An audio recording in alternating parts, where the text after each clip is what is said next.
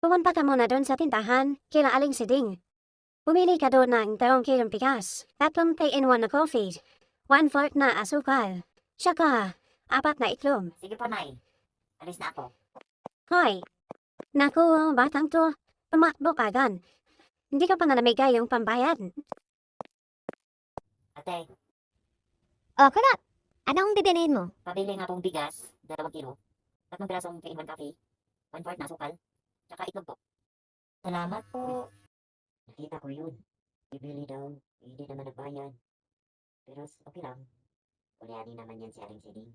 Huwag ka na lang mag-ingay. Hala, oo nga pala. Hindi ako nabigyan ng pera ni nanay. Pero, huwag naman. Hindi ako ganun. Teka lang. Aling Siding, may nakalimutan pa pala ako. Ano yun? Sukli ko po.